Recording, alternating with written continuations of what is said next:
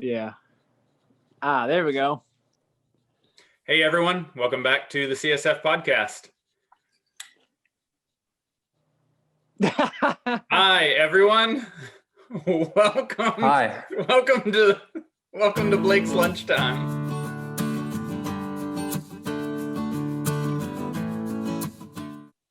Pretty much. Also known as the CSF podcast. Also known as the CSF podcast. Brandon prayed us in a minute ago, so you missed it. Sorry about that. And we are you shoving us out the window? And wait. It's okay. Yeah, none of this is getting edited. Yeah. Bloopers. So as I was saying before, I definitely did not forget to turn the recording on a moment ago. Today's general topic is science in relationship to the Bible, and there are many specific things we could jump into. Blake and I have mentioned a couple to one another before we got on, but I want to give Brandon the floor because Brandon, I think you have a little more distant perspective to this conversation than Blake and I, so you might be less in the weeds. So I want to see what you want to comment on, bring out, ask about. Am I more in touch with the common man? Maybe. Yeah. I think y'all can just start wherever you think would be interesting, and then I can maybe help steer the rudder, but I don't have any initial ideas. Okay.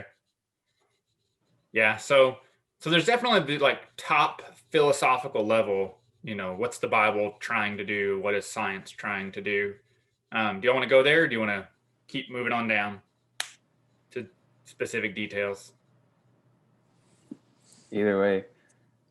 What do you think? In that respect, what do either of y'all think? I'm back. Yeah. All I know is every time science is explicitly mentioned, it is correct.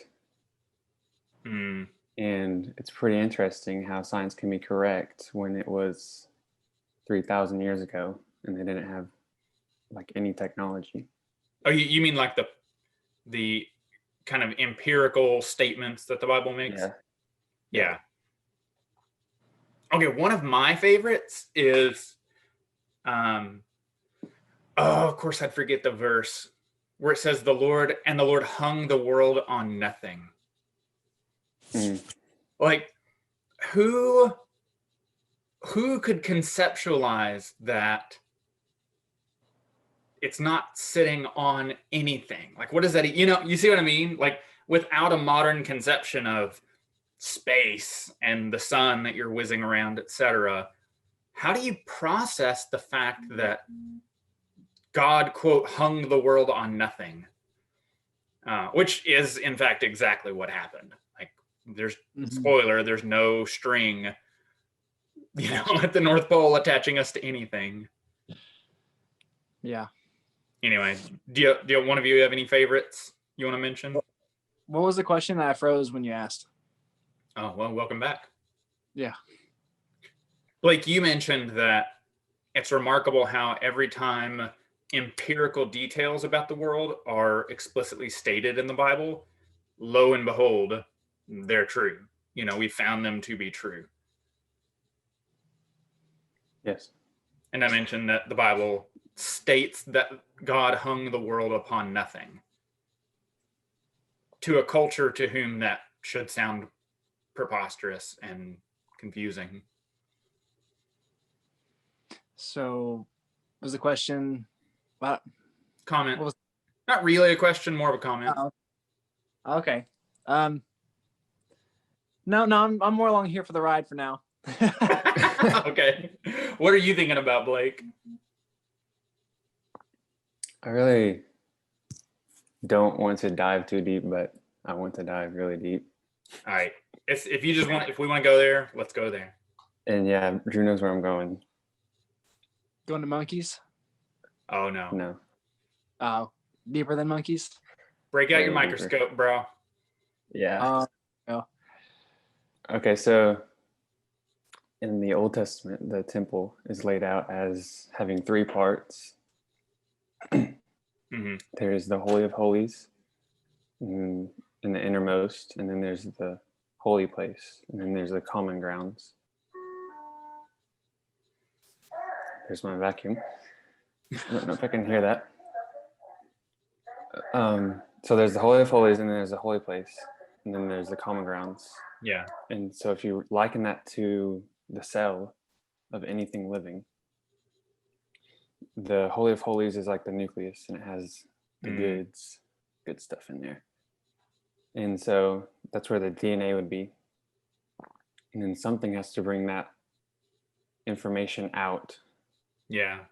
And it can go to the holy place, and then it'll go out to everyone else. So in the cell, it's like almost a mirror of what is shown in the temple. So the RNA goes in and copies the information from the DNA, and then it brings it out and it translates it or puts it in the language of the commoners. Yeah. Out here. Dang. That's cool. Yeah, I love that picture because even That was easy. yeah, even the details of that picture, like down to the molecular details of the machinery, match. Yeah, it's even cooler if you can draw it out. Oh yeah, because it's like the DNA is a nucleic acid. It's a certain type of substance, and it is the identity and the information of the cell. You know, God is spirit and is a unique type of substance and is the fundamental, you know, we're made in his image. He's the fundamental identity of man. But a different substance, you know, in the cell, proteins with some RNA, a nucleic acid. So a mixture of two substances comes in and reads that DNA. Well, in the Old Testament, in the temple, a human, a priest, comes into the Holy of Holies where God is as spirit. He comes in as a man with the Spirit of God upon him, and in some sense reads God's heart. You know, in the nucleus, this means that some nucleic acid, this, you know, information substance is sent out to instruct what to build and how to build it. It orchestrates the cell. In the temple, God speaks to that priest, imparting some substance of spirit, and that goes out into the holy place where the priests do their work and out to direct the nation of Israel. It's like, anyway, and you can zoom all the way down to the furniture. You know, it's like, you know, I'm amazed by that picture. And we had no idea eukaryote cells even looked like that until very, very recently. Oh, final detail I love. Final detail I love. There's a double layered veil between the holy place and the Holy of Holies. You know, separating the more common things, you know, the things the priests handle all the time, from the presence of God himself.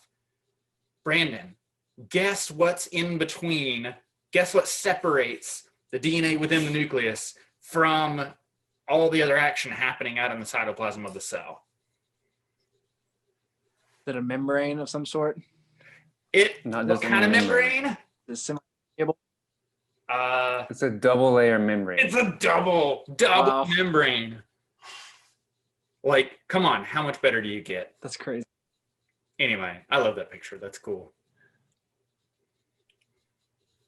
And what I just thought of is the RNA comes in and has to touch the DNA. Yeah. So it's like the human coming in to touch God.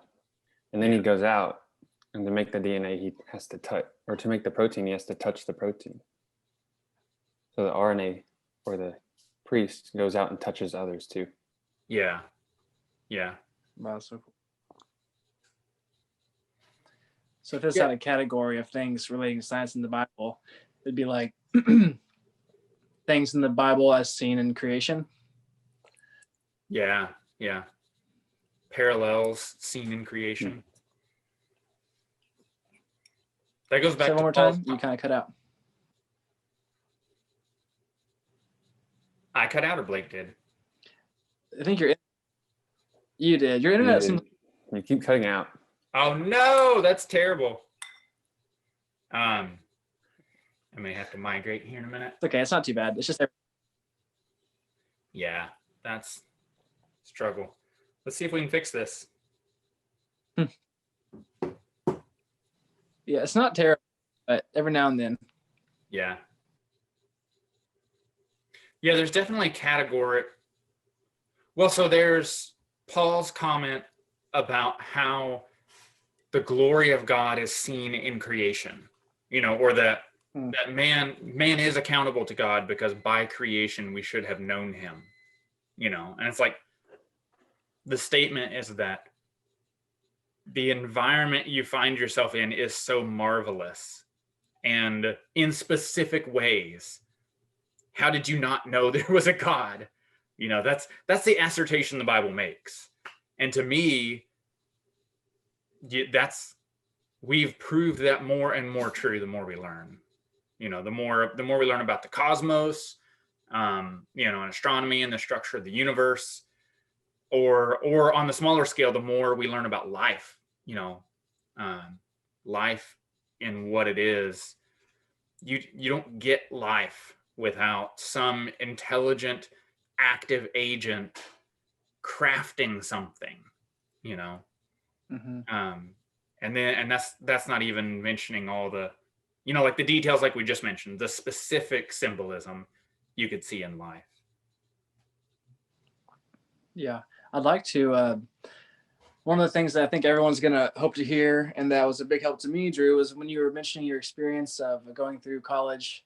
You had your genetics class, and it talked about the probability of like random mutation, and then you compared some of the science evolution classes. I think that'd be really cool to run through basically how there was a huge conflict in those two classes for you.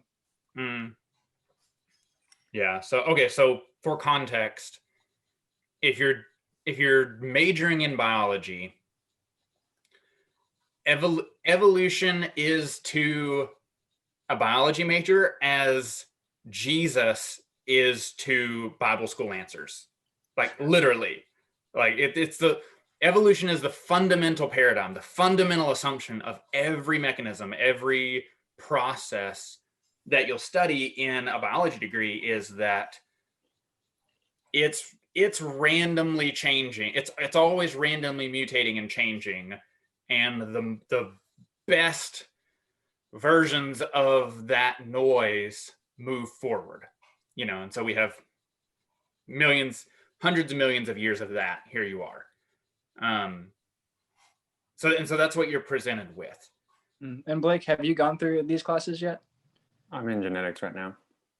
Yeah. So okay. So you're made, the way one cell, or two cells that join to become one, in your mom became you, is that there was a set of information, your DNA. I think this is all, old hat generally.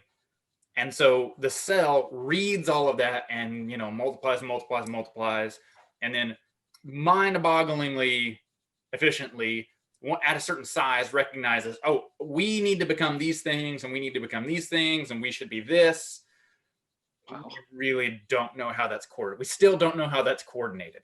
It's amazing. All that being said, you need that information to be correct, because if it's wrong, like in a computer program, when you launch Windows or you launch Mac, OS, if the code is wrong, then the program crashes, or the program does things it's not supposed to do. And so the argument within, I'm trying to nutshell this as much as I can.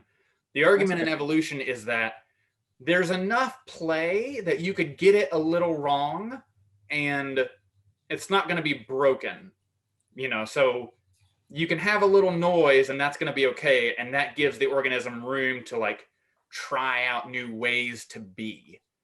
And to do that, you have to change the letters in the DNA. You actually have to make a physical change to the information.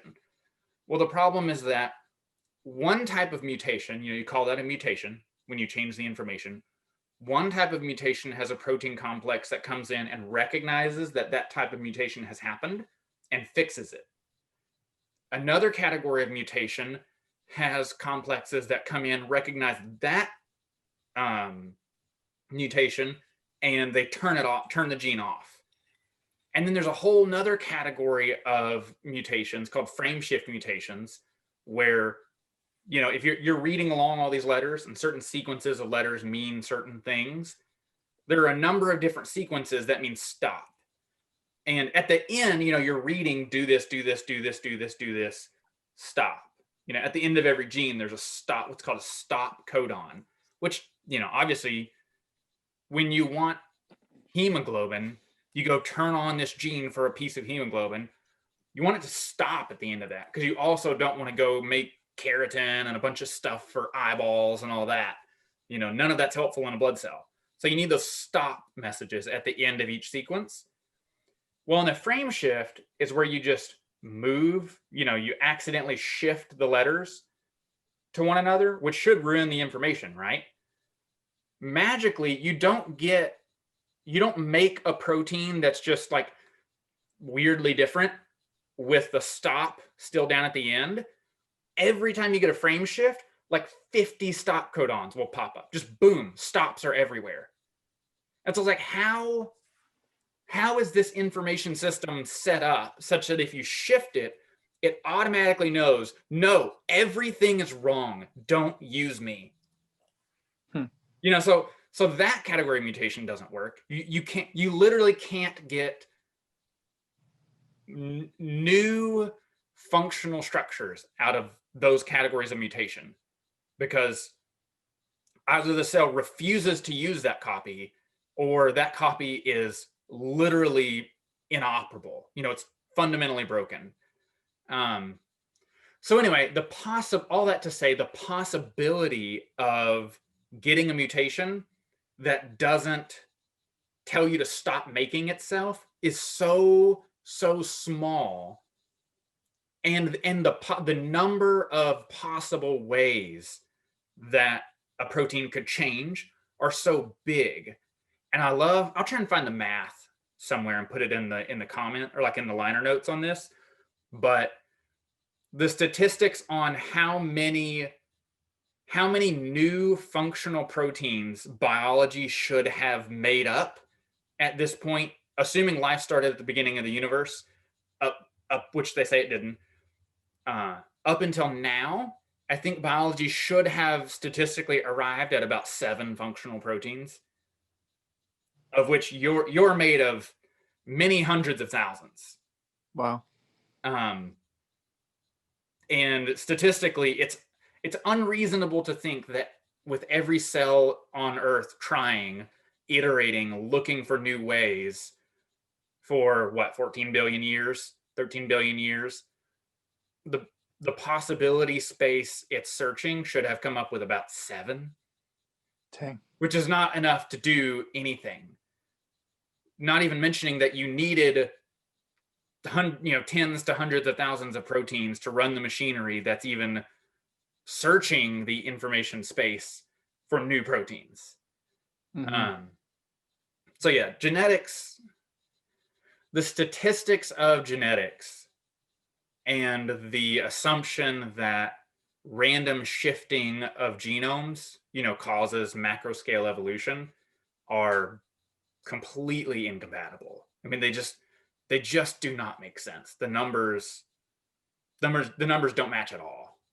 So, yeah. But yeah, when that started dawning on me, I was like, wait a minute, something's fishy about this. So in one class, they're telling you how the mutations can't happen, but in the next class, they're telling you how they had to have happened, and everything is based on them happening. Yeah. Well, the mutations can happen. You just learn about the specific mechanisms that either fix them or turn the whole thing off. But yeah, you're right. You're also told the whole time, the very, very few times that a mutation slips through the cracks, yeah, those are what turn you from, bacterium to you. Amazingly fast. And Darwin, yeah, I mean, you can't talk about this without talking about Darwin, right?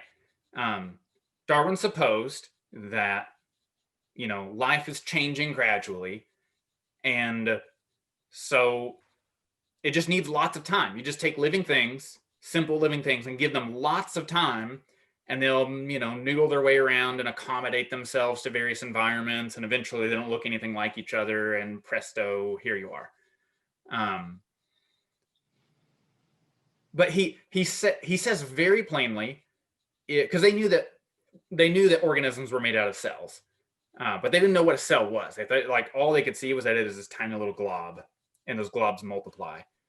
And he said very plainly, if the cell turns out to be complex, inside, then this whole theory that I'm supposing goes out the window, because a cell needs to be simple and just be able to more or less be whatever it needs to be, and so the structure, the knowledge of what to be has to be at the organism level, not at the cell level.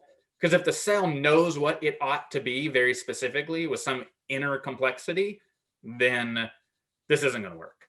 Well, fast forward like literally 30 years and we realize, oh, the cell is really complex. And then you fast forward another, 40, 50 years, the cell is unimaginably complex. Like one cell is more complex than the global economy by hundreds of orders of complexity. Wow. One cell, like one of your skin cells, the action going on in one of your skin cells. Anyway, so Darwin supposed, just give it tons of time, just dump tons of time on it, and we should find life iterating its way along at a very slow pace. Well, then you dig up tons and tons of fossils all over the world, and it turns out organisms that you find in layers don't change by very, very small increments, discernible increments over large spans of time. You see a certain kind of thing for a while, and then usually you see not much because it looks like they all died. And then you see another very different kind of thing all of a sudden. And so the new paradigm of evolution is called punctuated equilibrium. And the assumption is, well, we're going to give it lots of time, but maybe life just changes really fast when it needs to, and then it more or less stays the same for a while because things are working. But then when things get tough, life changes really fast again, to become something new. And it's like, wait, you're telling me that this all works by very, very infrequent information glitches in, the database over here of DNA that are searching a possibility space incomprehensibly huge. You just need enough time for that to churn out new solutions, which, by the way, there literally isn't enough time in the known universe to do anything meaningful with that. But that's fine. We won't talk about that. That's the basic way this happens. But when it happens so fast that there's not enough time for a meaningful number of fossils to be deposited. Blake, you got any thoughts about this? Anyway. Basically, everything they say contradicts themselves. Wow. So that makes you wonder, what about, I guess 2 questions, and this will kind of be the end of my classic addressing topics, and you can, whatever you wanted to talk about. One is, what about these museums, where they have like all the missing pieces, quote unquote? Mm-hmm. And then 2, if this science is contradicting, surely there are scientists out there who realize that. Why don't we hear their voice in the media? Good luck getting published. Yeah. It's about the money. Yeah. Not what sells. And I'm not even trying to be like conspiratorial or anything. It's just that the evolutionary paradigm is such a fundamental assumption of biological scientific community that from that perspective, it's ridiculous to study in a serious sense biology with any other assumption. And so you're just not taken seriously. There are a number of scientists. You can Google them. They're out there. There's communities of them, who look, not even Christian scientists. There are agnostic, atheist scientists who just don't buy the statistics of the model, but you're not going to publish a paper. They cannot publish papers in like Science, or Molecular Genetics or any of those magazines, because they're equated to flat earthers in essence. It's to the scientific community, that's the level of thought they're on, is wow, you're basically a flat earther. That's serious. Yeah, so that's why. Okay, that's pretty serious. So then, yeah, what about these missing links and how they always say that there's no doubts. There's no doubt to our theory because the missing links are already found. And if you deny that, you're just denying pure empirical evidence. Right. Blake, I'm rambling. You want to take a swing? Most of the time, I think that their information doesn't match up, but they force it to match up. Yeah, there's a lot of extrapolating. You find a fragment. They don't tell you about it. Yeah. Yeah. You find a fragment. And this isn't all of it, but definitely there's a lot of, you find a very small fragment of something, and you know that if this were a fragment of a thing like you assume it to be, the rest of, the body part around it would look like this. And so you build out the rest of that body part around the fragment, and you're like, look, sure enough, it fits in this model that I made. It's like, well, of course it does. You built the model around it. That's nothing surprising here. So that's part of what's going on. And that's not always wrong. I make that sound disingenuous. That's not always wrong. Like a lot of times, it's like, okay, if you find a crocodile tooth, if you find a modern crocodile tooth, and you know which tooth it is, because certain teeth in their mouth are shaped certain ways, and you look at the size of the tooth, it's like, all right, all crocodiles, like tens of millions of crocodiles that I can look at, the relationship between the size of their tooth and the size of their them is this, and I found a tooth this big, I've got a crocodile that big. Those are the kinds of extrapolations you're looking at.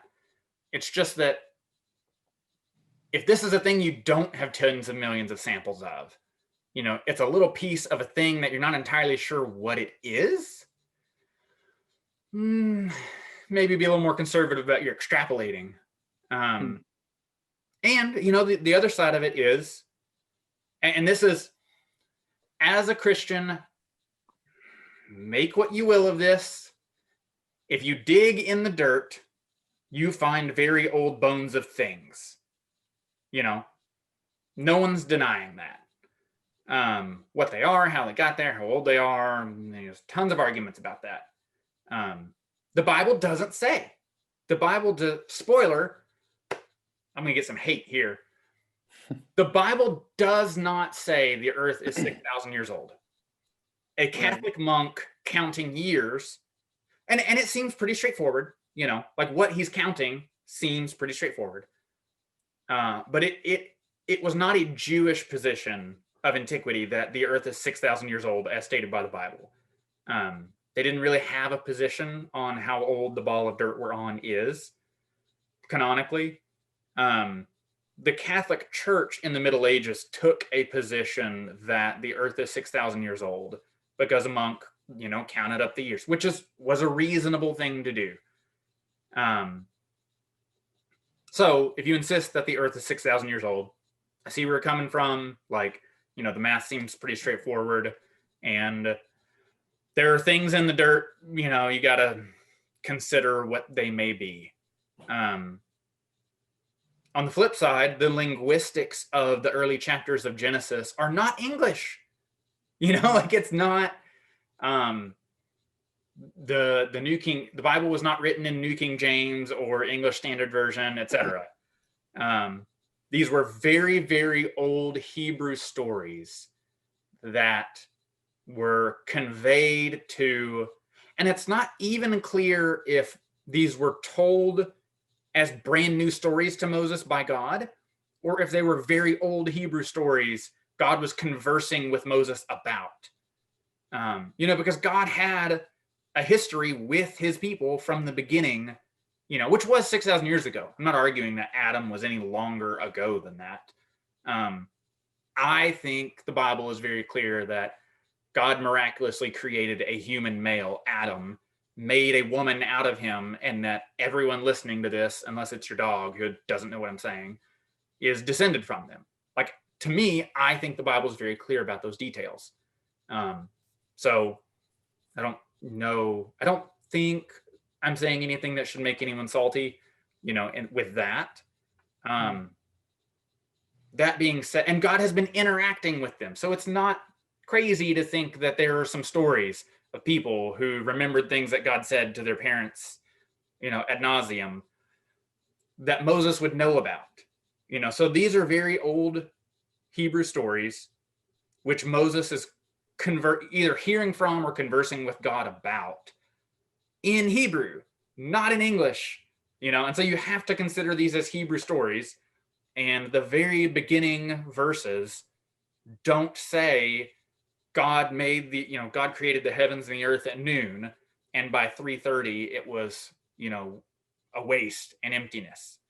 It says, in the beginning, God made the heavens and the earth. In the beginning, back there at the very beginning, arbitrarily, there was a point at which it began. God made that. Mm-hmm. And then it says, and the earth became. At some point, it became without form and void, or waste and emptiness. But then there are verses in Isaiah and Jeremiah both where God says, I did not make the earth waste and empty, but I made it to be inhabited, or I did not make it without form and void. Mm-hmm. So when you compare Isaiah and Jeremiah to Genesis 1:1 and 1:2, those two verses, and to me, the way the linguistics are written, there has to be at least a good 45 minutes in between Genesis 1:1 and 1:2 for some becoming to have happened. But it's not limited to 45 minutes. It could have been, a million years or 10 billion years. There's literally no limit on how much time was in between. Now I'm not saying that to justify the fact that Blake is a very elaborately glorified amoeba. As stated, I think it's a very, very clear Blake's great-great-great-grandpa was only about 6,000 years old, Adam. Side note, genetics, it's commonly known in the scientific genetic community that there's a mitochondrial Eve and a Y chromosomal Adam, which is to say the modern genetic community acknowledges all humans who exist share one male ancestor and one female ancestor within the last 10-ish thousand years. No argument. No argument in scientific community. That's a known fact. It's fine. Don't have to talk about it. It's fine. So anyway, what do you do? What do you do with the fact, all this to say, what do you do with the fact that there are things in the ground, that look like animals, that were buried in the ground? Say what you want.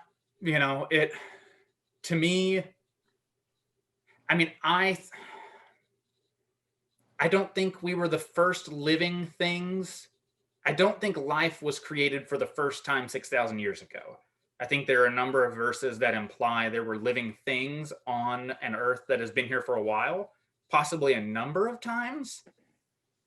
But the round that we're told about, which is the round we're in, I think God purposely doesn't give us a lot of irrelevant, distracting information. And it's made clear to us that we, unlike any living thing that currently or has ever existed, are made in the image of God. Mm-hmm. We're unique among all things that exist and have ever existed, in that we're made in the image of God, have a spirit that is able to contain him, and as a species, we're only 6,000 years old. So to me, what about all those things in the ground? To me, it looks like God has been laying out life. You know, we know angels are watching creation. From the beginning, they've been watching creation. They've been watching God do something. So to me, it looks like God has been laying out life time after time, you know, successively building up to what he's doing. Look, man, you know, they look like me. They can receive me. You know, it's kind of the crescendo of history, a very, very big history. So to me, that seems to be what's happening. None of that is canon, and none of that is what our fellowship is based on. Our fellowship is based on Jesus Christ was a man who was God and died for our sins. You know, everything else is just interesting to talk about. But yeah, that's good. Someone told me, I heard a pastor speaking, and he said, he said, some of you, you guys want the power of God because you want to do things a little differently than how God has done them. And he's, you know, like the way the Bible is written, right? Everyone says, well, why didn't he just be straightforward and tell us everything right the way it is? And he said, but if you have the power of God, you also have to have the wisdom of God. And if you have the power and the wisdom of God, then you would do everything exactly as it currently is right now. Because it's the best. Like God has done it the best way it could be done, despite what we may think. And I think that's kind of the beauty of it is, you know, we do have some hard facts. Yeah. We do know some things. And there's a lot that we just don't know. We don't know, and we speculate, and we have ideas. But at the end, God says, my ways are higher than your ways. My thoughts are higher than your thoughts. And he even says, you suppose that I am like you, but you are wrong. And wow. Humbling, you know, to realize like, yeah, that's right. I have to be content to some degree with, I've met God, I know him, I know Jesus, and the rest of it is really just in his hands. It's okay. Yeah. That's a good verse. You suppose that I am like you, and you are wrong. Yeah, it doesn't say you are wrong explicitly, but he's implying it through the rest of the context. Oh, okay. Okay. Yeah, telling them, you think that I should do these things, but I'm not. Yeah, but you think I'm like you. Chortle. Wow. Actually, I just read it. It's probably right here. Yeah, okay, so God's relationship with man is in faith, right? Like it's always been in faith. You know, he's never like literally sat on a mountaintop as God to be approached like, you know, the cosmic king / Santa Claus. That's not the kind of relationship he's ever wanted with man. So he made the universe in a way, as he says, that you ought to know, obviously, there's a wise creator, but I'm not going to cram it down your throat, because then you have no choice. There's no faith involved otherwise, you know?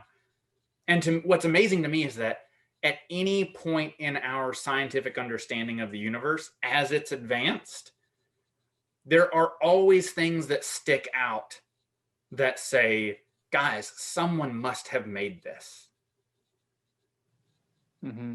So if you're not deep in the weeds, you know, about science and what's going on, don't believe it when people say, oh, it's settled, God's obviously not real, and we know how everything works. Not even close. Wow.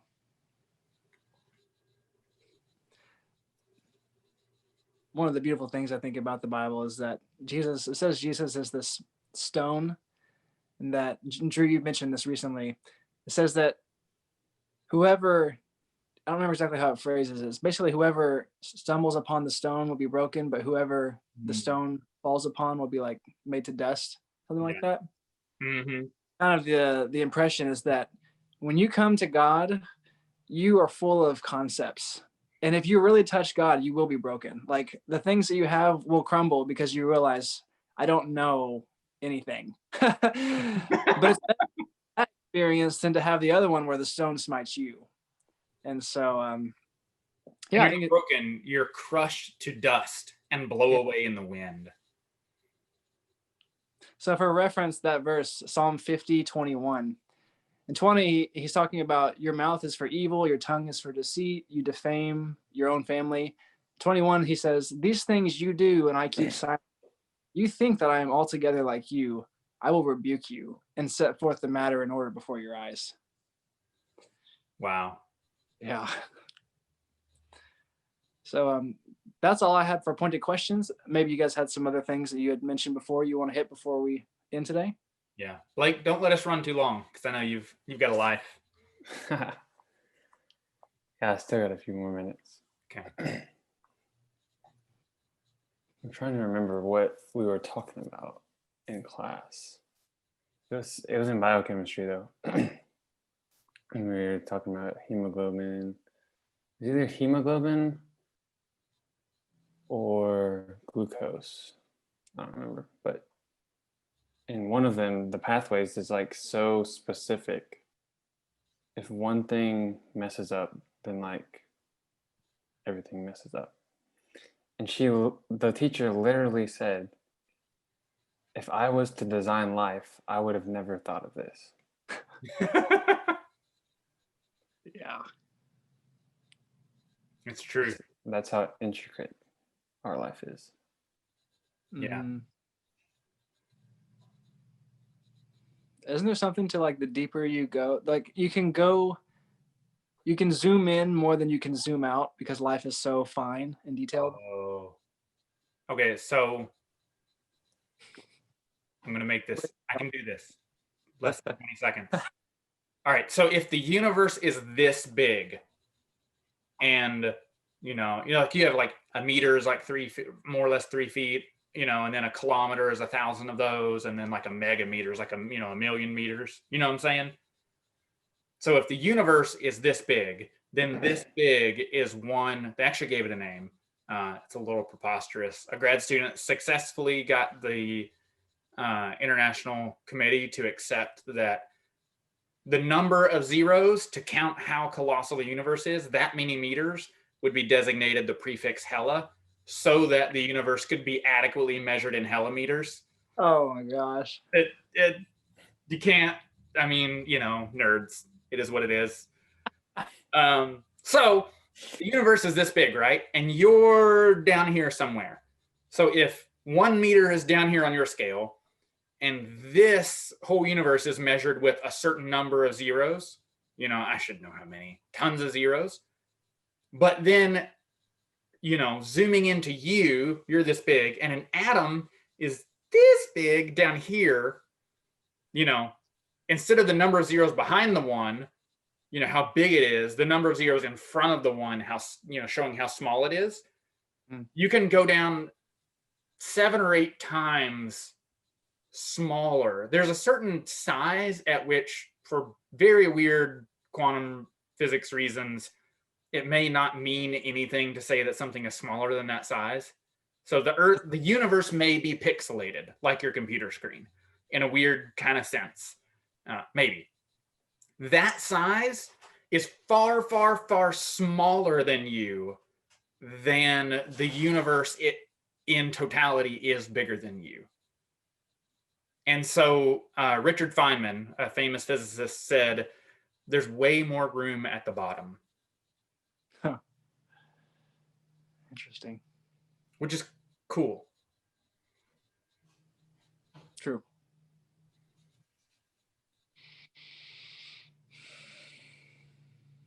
Sweet.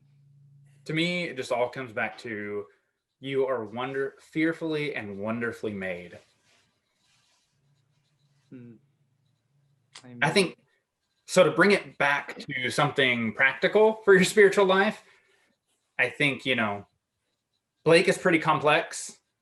Blake's not that complex at like total face value. He's usually just kind of quiet and eating a peanut butter sandwich. Seems pretty straightforward. But when you zoom in a little bit and get Blake talking, you find out Blake is really complex. But then you zoom in more and you find out he's got all these organs and he's really complex. Then you zoom in more to a cell and he's unimaginably complex. And then you zoom in below a cell down into the chemistry, the biochemistry, the pathways. And it's like, oh my gosh, this is unimaginably complex. And then below that, you get into physics that are bizarre. Like they're so bizarre, it's hard to even conceive of what the math is saying. So to me, what's beautiful about that, analogously to me, about our spiritual life, is that the fact that there is a God is helpful. The fact that this God has spoken to us and said something is really helpful. The fact that this God became a man and had human relationships with people, now we're really getting somewhere. The fact that this God has moved his, assuming you're saved, if you're not saved, talk to a staff member. If you don't know where to find a staff member, leave a comment. If you're saved, this God has moved his spirit into you and is interacting with you on as fine of a level, on as small of a level as being that gentle nudge when you're making decisions and considerations, being that little encouragement. So it's like the experience, the richest experiences of God are not the big ones. The richest experiences of God are the little ones. Amen. That's all I That reminds me got. of that Gentile woman. She's like, I can't eat the bread, but I can eat the little crumbs. The little crumbs. Small experiences. Awesome. Well, sweet. Guys, unless there was something else that y'all had really wanted to hit that we could do quickly, then that's all I got. We could probably do this again sometime if Blake's got more to gush. I want to leave y'all with this one verse. Nice. I'm going to close right here. This is the NLT, Psalm 139:13. You made all the delicate inner parts of my body and knit me together in my mother's womb. And then the next verse says, thank you for making me so wonderfully complex. Your workmanship is marvelous. Amen. What verse is that? Psalm 139:13 and then 14. Amen. Yeah, Yeah, one thing talks a lot about the before we were born, right? Cool. All right, guys. I hope this encouraged someone and helped someone navigate something on their mind. Tune back in on Tuesday. We'll be here solid ground, and we look forward to seeing you then. Bye, guys.